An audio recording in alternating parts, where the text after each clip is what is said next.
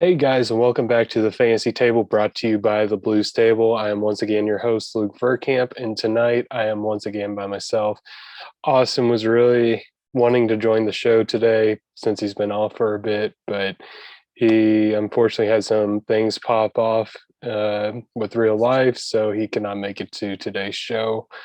Um, so, yeah, hopefully coming soon, we'll be back together to talk fantasy football with you once again.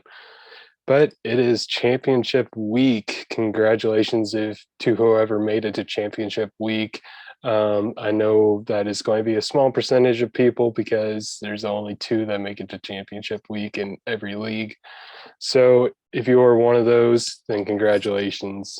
But even if you're playing for third, fourth, all the way down to heck, even ninth place, like you did it, you got through this season. Like, give yourself a little credit for roughing through this very interesting season with us. Um, well, today will be an interesting episode. I am going to start off with the news and notes, talk about some waiver wire pickups for you. Waivers are actually pretty deeper than normal, especially for championship week. It's kind of strange. And then I'm going to go and talk about some fantasy MVPs for this season. I'm going to talk about like the top three at each position and where they were drafted, and as well as talk about some disappointments from the drafts. I know we talked about some on the show a lot before, but I want to highlight some more. Unfortunately, since I've been setting all this up, and the holidays are going on, I have not had time to do research for starts of the week, so I will not be giving those on the show today. If you are wanting to get start sit advice, go ahead and direct message me on Twitter. The Twitter should be here on the left side of your screen. My personal one is at Big Verkamp, or you can direct message at the Fantasy Table, and I will message you on there. You can also message Austin if you want to get his input on anything. His ad is at the Austin Isaac, so he is very good at responding as well. So if you have any questions for him, go ahead and feel free to ask him as well. So yeah, let's try to kick this off now with the news and notes. And the biggest one actually happened just a few hours before I started recording, which is there's new COVID rules and protocols. So the new rules is now that if you're vaxxed or unvaxxed, you can get back in 5 days. There's no longer like if you're unvaccinated, you have to be out for at least 10 days. You can now come back within 5. Vaccinated players, they can come back before 5 days if they're testing negative and have no symptoms. But I don't know the exact lingo on it yet. I don't know everything about it because it's changing all the time. But from what I understand is that if you're unvaccinated or vaccinated and you're not showing a fever for at least 24 hours, as well as your symptoms lessening or getting better, or the fact that you're getting better, you'll be able to play again after 5 days. And like I said, if you're vaxxed, you can come back before 5 days, but if you're unvaccinated, the minimum is 5 days, which, as I'll be reading on later throughout this list, that's going to be big for some certain players on the COVID list currently. The next big news that I really was not expecting is that Cam Akers got activated off the injured reserve. Now, this just blows my mind because Cam Akers, he tore his Achilles, which is a brutal injury for running backs.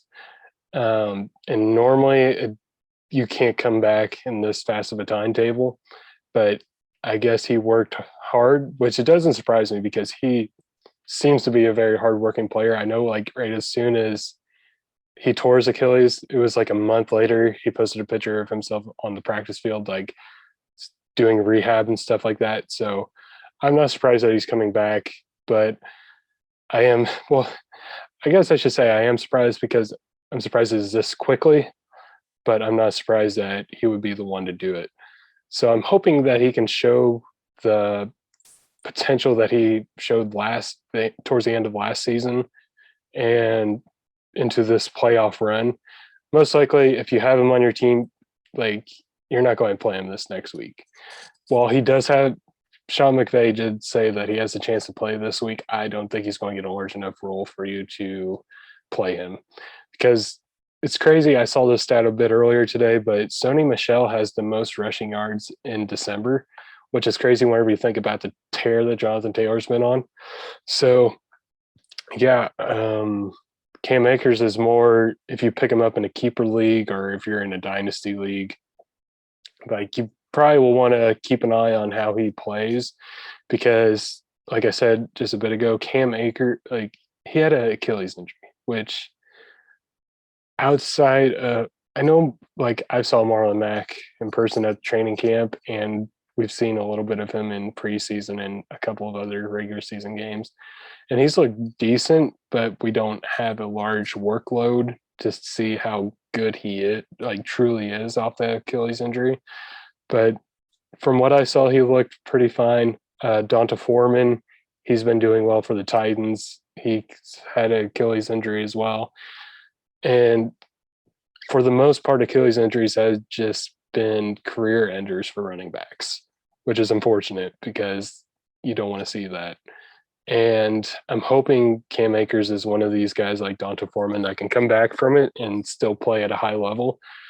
But most likely we won't know for sure until this playoff run, because I don't see them trying to risk the possibility of re-injury for Cam Akers now that they actually have him back, and they already know they're basically in the playoffs. I'm not sure if they clinched for sure yet or not, but they're probably clinched. But either way, I don't think that they're going to play him very much this week, if at all. Probably like in use of an emergency type running back. But if you have him in Dynasty, this is either going to plummet his trade stock or just make it skyrocket. If he does really well in the postseason, maybe you sell high on him, depending on how he looks. If he looks really good, then you just hold on to him. But we're just going to have to wait and see on that. And Donald Parham, the Chargers tight end, he got put on injured reserve ending his season. So, well, it's been an up and down season for Parham. He unfortunately has his season ended now. James Robinson has an Achilles injury. I have not heard any updated news on his situation. Let me look it up, actually, see if there is any updated news. But the last I saw was in the middle of the game. And, oh, yeah, he got put on injured reserve. So he is going to miss the rest of the season. Unfortunate, but yeah, this might turn in to be a good thing for Travis Etienne next year. Yeah, I hope James Robinson can get healthy and get to a team to where they actually utilize him correctly, but we'll see about that. Miles Sanders has a broken hand. He's already ruled out for week 17. So if you have your championship this week and you're not a keeper league or a dynasty league, go ahead and drop him for someone else. Drop him for some of these waiver wire pickups that I'm going to talk about here in a bit. And staying in the same backfield, Jordan Howard has a stinger. His week 17 status is in question. So we're not sure if he's going to play yet or not. If he is, I don't know if you can play him, because we've seen Boston Scott take the role before. We've seen Howard take the role before, so I don't know if there's a clear-cut primary back whenever Sanders is out. Daryl Hendrick, this one's a big one. Daryl Henderson got a knee injury. I heard that was a knee sprain. I'm not sure if it is a knee sprain or if it's something more serious, but he is on injured reserve and out for the rest of the season. So, yeah, unfortunately, he had a pretty good year, but he's just been a running back that can't stay healthy. And this is going to open up the door for Cam Akers being the lead back again next season. Clyde Edwards Lair had x-rays on his collarbone that came back negative. They said they're going to do more tests on it, but I haven't heard anything updated on that as of yet. So we'll have to monitor that. If he is out, Derek Gore becomes a pretty good pickup for you. So yeah, we'll have to watch that. Mike Evans got landed on the COVID list, as well as Julio Jones and Carson Wentz. So with the new COVID protocols, even though Wentz got his test results back today, Tuesday, that he was positive, he can still play Sunday. So the thing is that they have to be asymptomatic. And like I said, they have to not have a fever for 24 hours, as well as their symptoms have to be getting better at the time of the 5 days. So you'll have to wait until Sunday to see if he can play or not, basically. But yeah, like it has been for the past few weeks, you just got to keep an eye on their status on whether you can play them or not. Now, with like Julio and Carson, you're probably not playing them in fantasy anyway. Julio hasn't been good all season, and Carson isn't really the top fantasy quarterback because he has Jonathan Taylor on his team. So he doesn't need to be the top fantasy quarterback and try to throw for a bunch of yards and touchdowns. But Mike Evans, that's a pretty big one because Chris Godwin's been out. So if Mike Evans would be in, he would be getting a lot more targets, and he'd be getting more targets than usual. Not a lot more because Antonio Brown is back. So he's not going to be getting a whole 30% target share. The Raiders are hoping that Darren Waller practices Wednesday.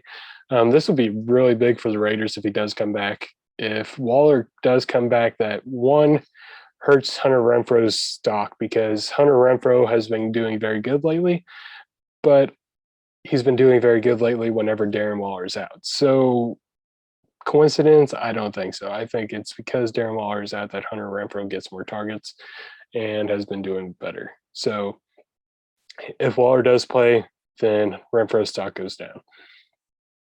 And two, the Colts give up a lot of points to tight ends. I know, especially at Tampa Bay, we are just giving up yards and yards and yards to Rob Gronkowski. So I could see a very similar situation happening with Darren Waller.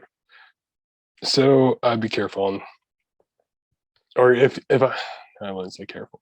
If I had Darren Waller, I'd be playing him if he is coming back.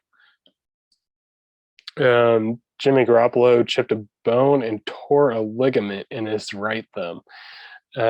So we'll see if he plays this week. I am a big Trey Lance fan, so I'm hoping he gets to start towards the end of the season here and into the playoffs. I know Kyle Shanahan came out and said this is his most consistent month yet in practices. So hopefully that is a good sign for things to come. And if Jimmy Garoppolo has to miss some time, then Trey Lance is going to be thrown in as starter. And he would be similar to Jalen Hurts and I can't think of his name now. I don't know why I can't think of his name. For the Saints. Taysom Hill. Yeah, Taysom Hill. It'd be like Hurts and Taysom Hill, where they may not be the greatest NFL quarterback at the moment, but for fantasy, they would be fantasy gold just because of their rushing upside. I know I said this before with Jalen Hurts, and I said it before with Taysom Hill, but rushing yards for a quarterback is key because, Taysom Hill had over 100 rushing yards in one game, which equals over, over 400 passing yards. It's just ridiculous on how overpowered rushing quarterbacks are whenever you think about it in that sense.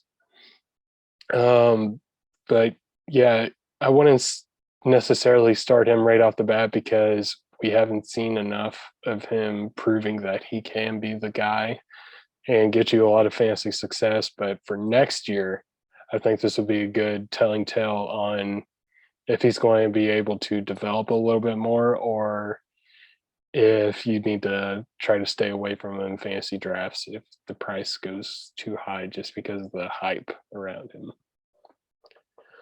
And the Eagles signed Kerryon, my wayward son Johnson, to the practice squad.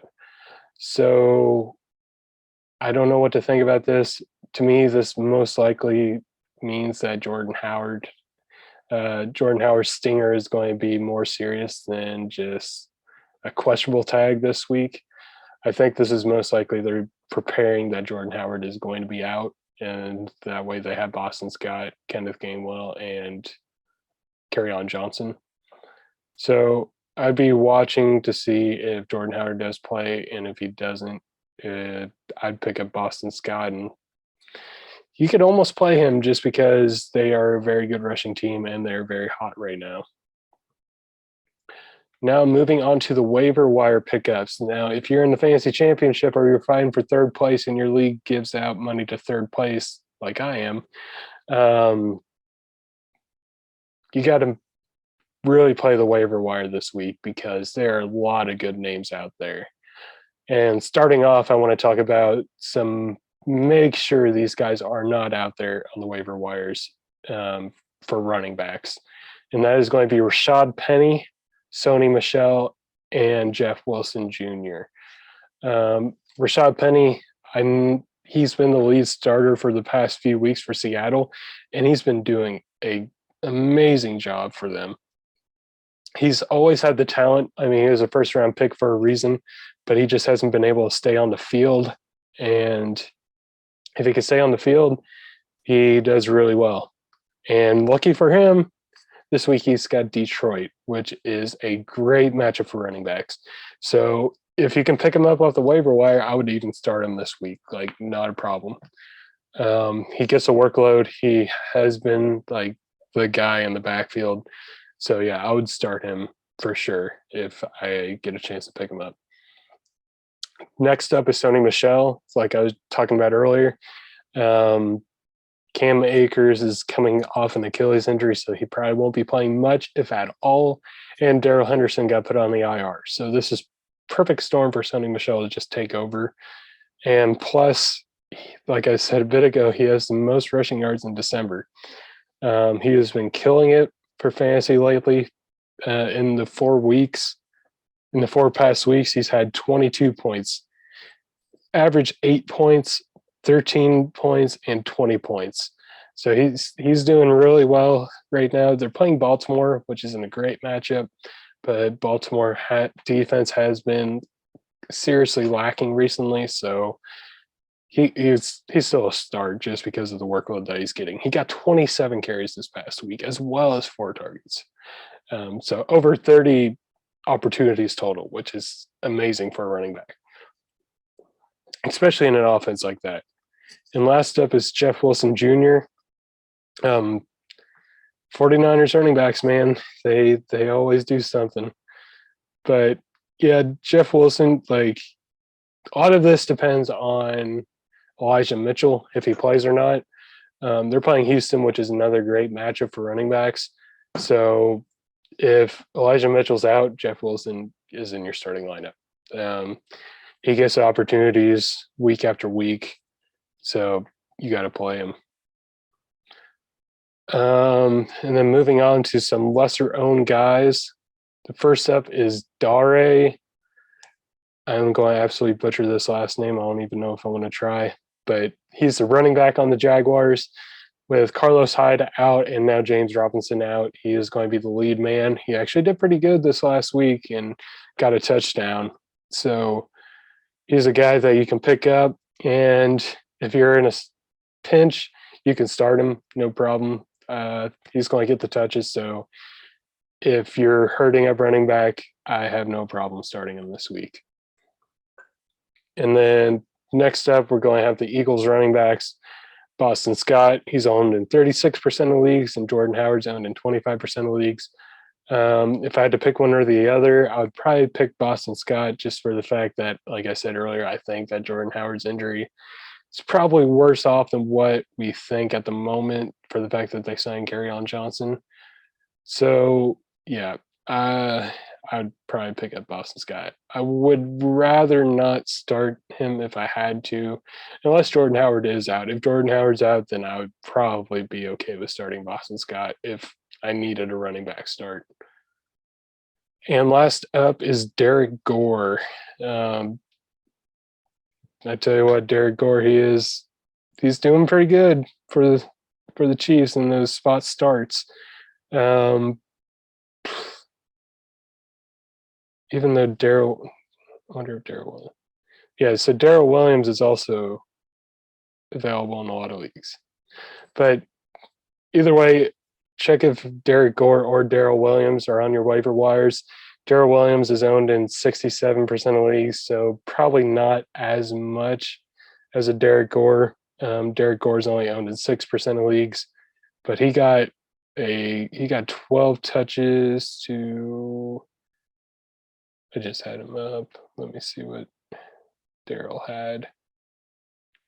So they kind of split it 50-50, but if I had to choose, I would rather have Daryl Williams because he seemed to get the backup role and the main lead role whenever Clyde was out earlier in the season. But Derek Gore is going to get some work in this offense. So you can pick up both of them. They're in a great offense that is surging right now. They got a good matchup against Cincinnati coming up. So, yeah, I don't know if I'd play him over some other guys like a Tony Pollard or A.J. Dillon or someone like that. But depending on your situation, you might be able to start him. And some other guys that you can look at are Keyshawn Vaughn and Rex Burkhead. Burkhead did – I tell you what, it's crazy. You can have studs for the whole season and then two guys by the names of Justin Jackson and Rex Burkhead can destroy your season in 1 week in the fantasy playoffs. I unfortunately was playing against Justin Jackson and I lost my chance of fantasy championship because of the garbage time Deontay Johnson touchdown, which hurt, but it is what it is.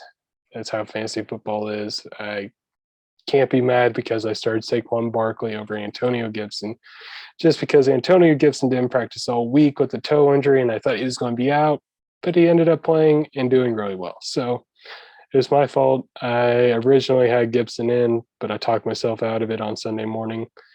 So if anything, take a lesson from me and start your studs. Unfortunately, Barkley has not been a stud this year. So, yeah, that was dumb of me. But, hey, we live and we learn. Moving on to wide receivers. Marquez Valdez-Scantling is once again making an appearance. I'm going to throw in Allen Lazard as well. MVS and Allen Lazard seem to have got connections with Aaron Rodgers now. And with them opening up that offense more and Rodgers getting hot as the season goes along, you want as many pieces of this offense as you can. This is like the Kansas City offense. This is like the Rams offense. This is like all these high-powered offenses that you want all these pieces of. So if you can pick these guys up, they'd be fine, like spot flex starts if you want. Or if you have 3 wide receivers that you have to start in leagues, they might be a good third wide receiver to start. Next up is a guy that I actually want to start even more over those 2 Packers receivers, and it's Amon-Ra St. Brown. Amon-Ra is a very good receiver, especially for a rookie, and not even a first round pick rookie. These past few weeks, 4 weeks ago in Minnesota, 24 points, almost 25 actually. Against Denver, 15 points. Against Arizona, 23.5 points. Against Atlanta, 26 points.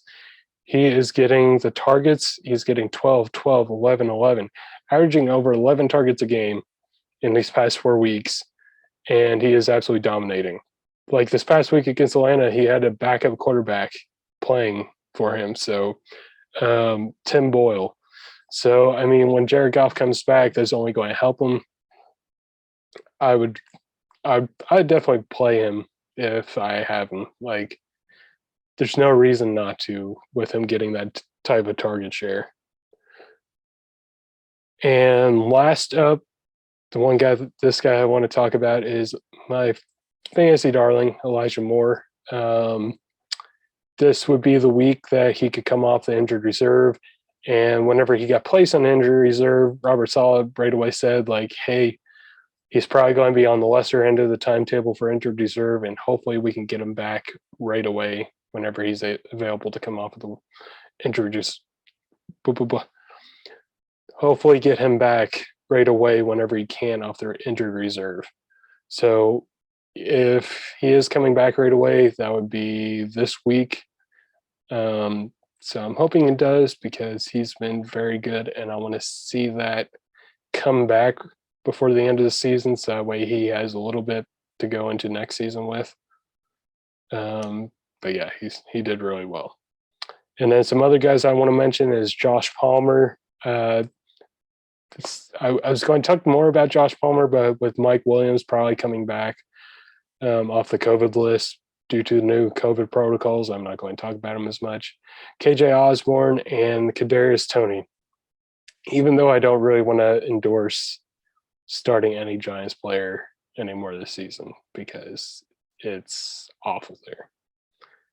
And the last guy I want to talk about for waivers is actually a quarterback, and it's Trey Lance. 39% owned in leagues.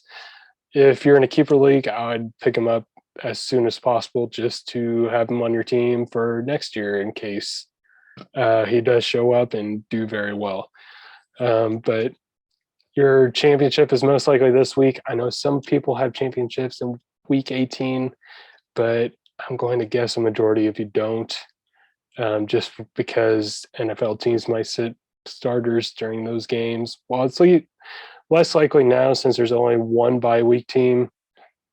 There's still that chance that teams can rest their starters.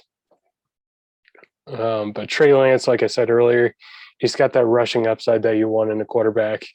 And if you can keep him for a late round pick next year, whenever he's a starter, he could be a steal. He could be this year's Jalen Hurts for you.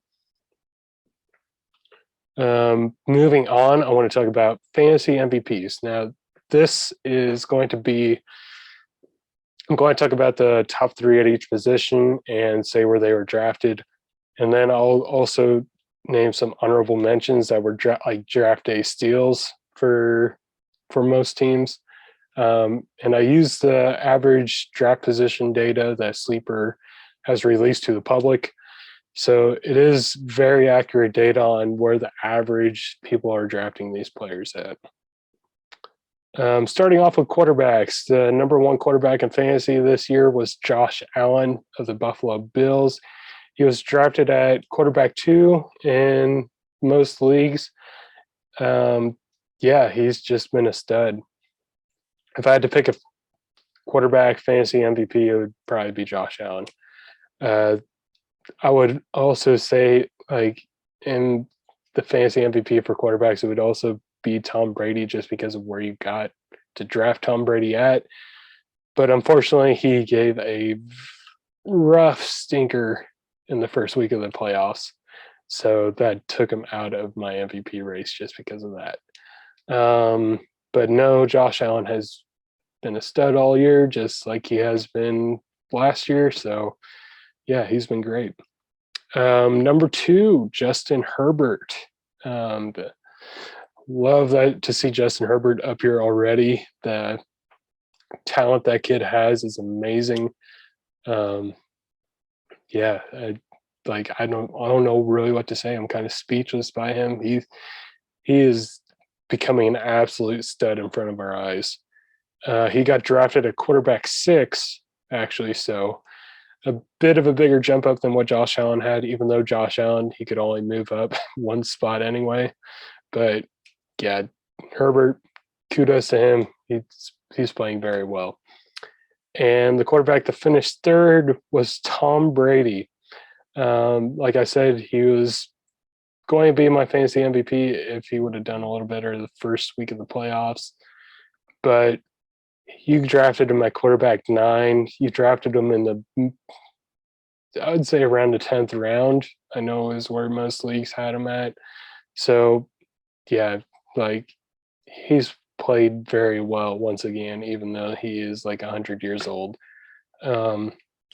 Unfortunately, my guy Destin there at the Blue Stable podcast, he said before the season that Tom Brady was not a top 10 quarterback this year, which made no sense to me, and he proved him very, very wrong.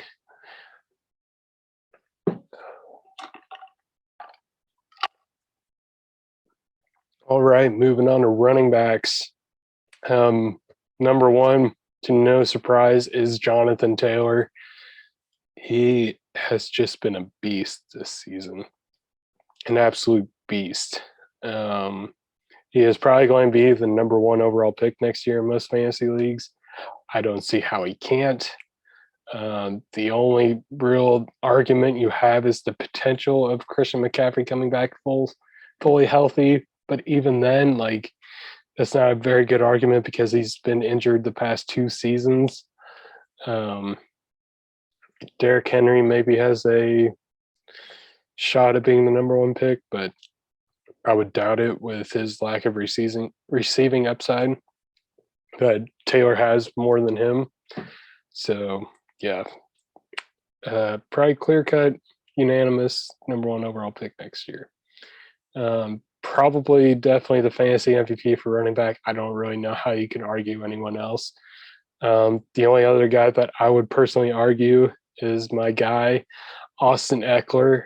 Austin, I'm a big fan of you. Hope to get you on the show one day. But Austin Eckler, I'm so glad that he is here at number 2 for running backs overall this season. I drafted him in the first round of our Blue Stable League, and I got a lot of crap for it because they thought he had an injury history. They thought that he couldn't produce like that just because of his size. But he has proved everyone wrong.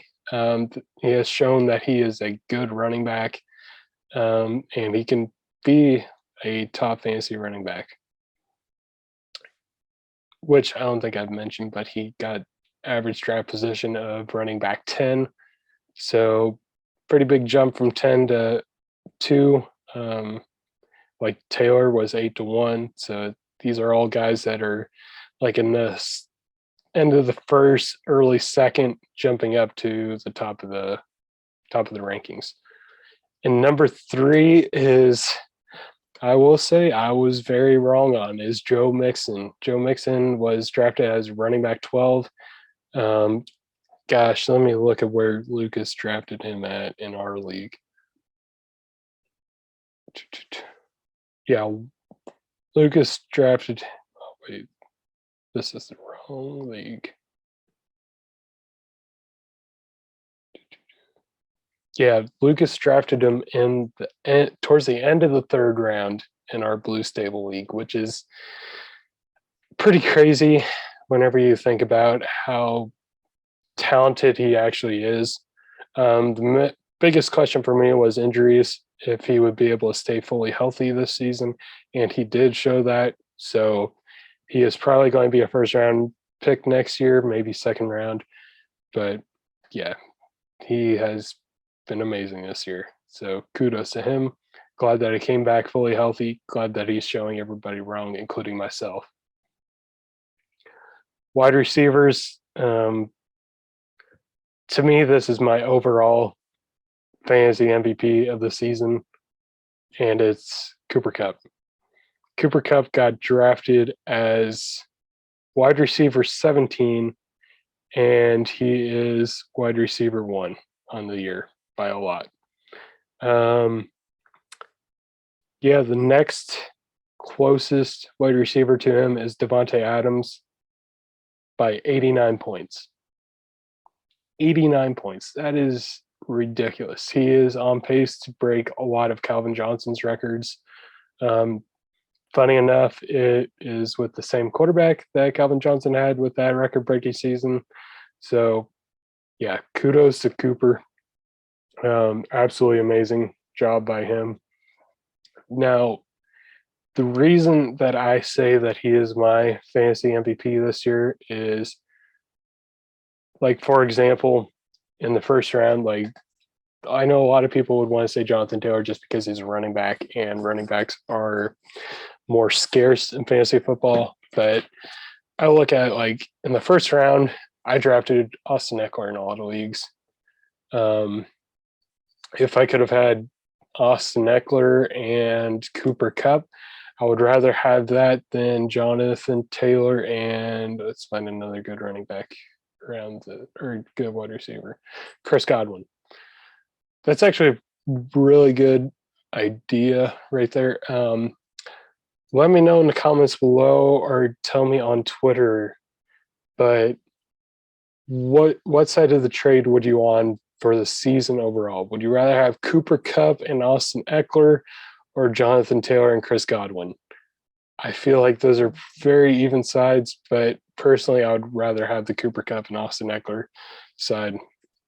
Well, I guess that's kind of obvious because you get the number 2 running back and the number 1 wide receiver. But I mean, to me, I just feel like the fact that you could get Cooper Kupp that late into drafts, where Jonathan Taylor, you still were using a first round or a high second round pick, just makes him a lot more valuable in fantasy. So, yeah. Number 2 was Devonte Adams. No surprise here. He's an absolute stud. And he got drafted as wide receiver 2. So you're perfectly happy where he was at because that's what you wanted. Devonte, he's just to me, he's the best wide receiver in the league. And I know Cooper's had his very good season this year, but Devonte is amazing. And the 3rd wide receiver overall this season kind of surprised me. I personally wasn't expecting it, but it's Justin Jefferson. And he got drafted as the 8th wide receiver overall this year. So kudos to him. That very good season from him. Moving on to tight ends, Mark Andrews finished as tight end 1, and he got drafted as tight end 5. He is 100% fantasy MVP at tight end. I know personally I wasn't a big fan of Mark Andrews, but he also, just like Joe Mixon, shut me up. He's played amazingly this year. Like I could not believe it. He's shown consistency. He's shown his ceiling, which is very high. He's shown everywhere in between. So congrats, Mark Andrews, for taking over the throne from this next man up, which is Travis Kelsey.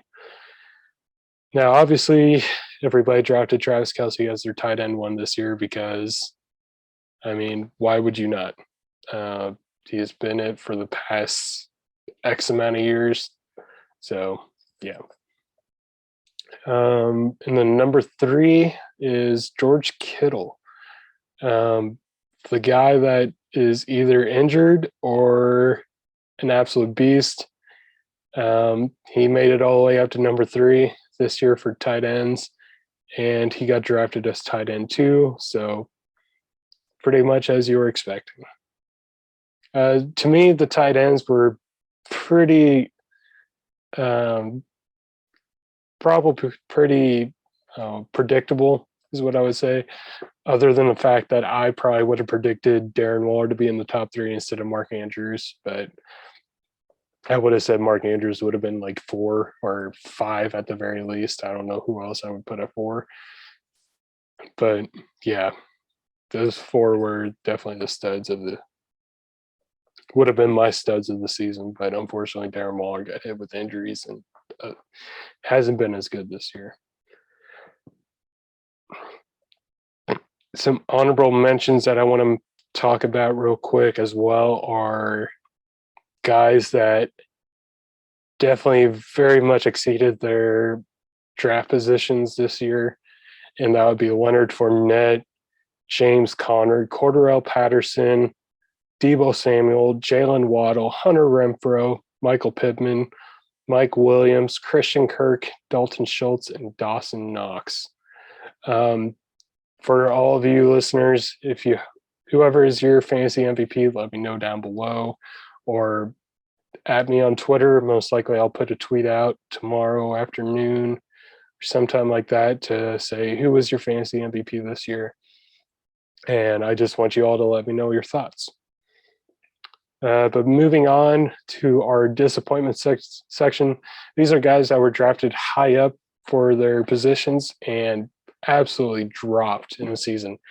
Now, a lot of these are mainly due to injury, unfortunately. So while you can't really call them that big of disappointments, their play still hasn't been great this year anyway, even without the injury. So, yeah. Starting off at quarterback, first off is Kyler Murray. He got drafted as quarterback 3, and he finished as quarterback 11. Now, while he has been pretty good for the most part whenever he is playing, he still has not been the quarterback that he was last year. He started off great to the season, was an MVP candidate because they started out very strong, the last remaining undefeated in the league. But then he got hurt all the way through his bye week, came back, had a really good game against Chicago, and then has done pretty decent for the other games, but not as great as he started out the first couple of weeks of the season. Next up is Lamar Jackson. He got drafted as quarterback 4, and he finished as quarterback 12. So pretty big drop for him. Even though he's improved as a passer, in my opinion, he really dropped in the rankings. I think mainly because he's trying to not rush as much and throw more. The Ravens are kind of playing a different style of offense than what they were his MVP season. So, yeah. And last up is Russell Wilson. He got drafted as quarterback 5 and dropped all the way down to quarterback 22. Now, even though he's missed a lot of time with injury, he really has not looked like prime Russell Wilson from a few years ago this year. So I personally think he's been a disappointment this year, especially for the price you had to draft him at. Like, I mean, if you look at it, people are drafting Russell Wilson before they were Justin Herbert. So, I mean, I don't really know what else to say, but he's been a very big disappointment. For running backs, it hurts me to say this, but Saquon Barkley tops the list for sure. He got drafted as running back 7, so you had to use probably a first-round pick, early second-round pick on him. Finished at running back 33. Now, a lot of this is because of the injuries that he's had. It is sad because he was hurt at the beginning of the season. You knew that going in, but then he started playing, and he was playing pretty good until he just got his ankle stepped on. And I mean, it's just kind of a freak accident that can happen to anyone, but it happened to him. Took him out for a lot of the season, and now the Giants offense is just absolute trash to where you can't even start him anymore. Next up is another running back devastated by injuries, but Christian McCaffrey got drafted as running back 1. He was most likely your first overall pick in your league, and he got finished as running back 35. Yeah, not much to say other than whenever he was playing, he was great, but the thing is that he didn't play. So, yeah, that definitely probably hurts you a lot if you had Christian McCaffrey on your team. And the last one is Clyde Edwards Lair. Gotta give it to Destin. I know in the offseason I told him that I really like Clyde Edwards Lair going into this season, and he just did not show much at all. He finished as running back 40. And now he might be out this next week as well. So, yep, it's a shame, but unfortunately, starting running back on the Chiefs has not been very great. And then moving on to wide receivers, the first wide receiver has got to be Hopkins. He got drafted as wide receiver 3, and he's finishing as wide receiver 37. So, huge drop off for him. I know he's been out basically the whole second half of the season, but even before the injury, he's really wasn't even the top receiver as he has been in years past. Christian Kirk was, while he was more of a flash in the pan guy, he wasn't consistent. Christian Kirk was almost outproducing him. Next up is Robert Woods. Robert Woods got drafted as wide receiver 18. To me, I thought he was a lock to be a top 15 receiver this year, but unfortunately, injuries and Matt Stafford just loving Cooper Kupp made that not happen. He finished as wide receiver 45, and hopefully his ACL gets better for next year's so I can maybe draft him again. And last but not least, probably my personal biggest disappointment of the year, like total, is Allen Robinson. Allen Robinson got drafted as wide receiver 12. I know I personally drafted him in multiple leagues thinking that Justin Fields would be the best quarterback he would play with. And unfortunately, that just did not work out. He has looked like he has hit the edge and fell off it in the same year. I know he has had a battle with COVID recently, and I've heard that he's lost like 10 pounds and has kind of been struggling with it. So first off, I really hope that he's feeling better. I hope that he gets better.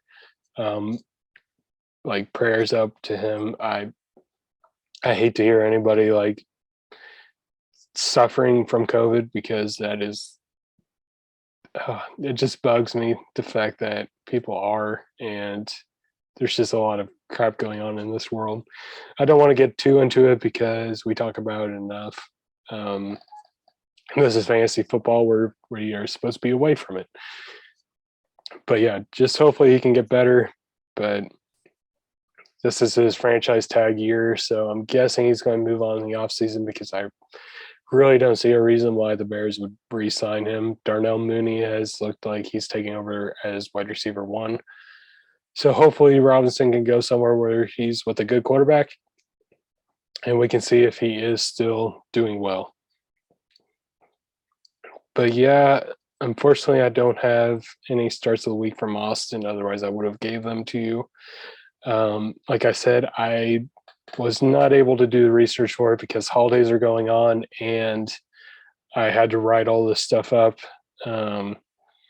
So yeah, if you have any start-sit questions for your fantasy championship week, or if you're fighting for 3rd place or fighting for 5th place or whatever it may be, go ahead and @ me on Twitter. Go ahead and DM me on Twitter. I will answer as many questions as possible. But yeah, I can't lie. I was originally going to take this week off because of the holiday week. I just wanted some time to relax because there's a lot of stuff going on with the holidays. But I realized that it's championship week for most leagues, so I wanted to make sure to get something out to you guys, and that's what I am doing tonight. So I appreciate you guys watching, whoever is still watching at this point, but I thank you guys very much. Always wanted to be a fantasy podcaster for the past couple of years now, and I'm now working to make that dream come true. So yeah, I'm very appreciative of all you guys. Thank you very much. I hope you guys have had a Merry Christmas, and hope you have a Happy New Year.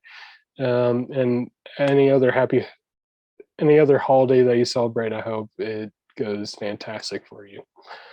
I'm not sure about an episode next week or not. I am going to try to not do one next week if possible, to kind of work on some other things, but I may see you next week. I may not. I will talk with Austin about that more this next week. But yeah, this has been the Fantasy Table. I am Luke Verkamp, and I will talk to you again soon. Or first of all, before I hit end, Dynasty Fantasy Football Talk coming soon in the off season. Don't leave just because it's the off season, I am going to be talking about Dynasty Fantasy Football with Austin. I'm going to try to get guests on. I'm going to try to do a lot of different stuff for the off season to keep it fresh. So make sure to keep coming back whenever you see us posted. All right. Now this is the end. Midwestern goodbye, as I like to say. So we'll see you next time.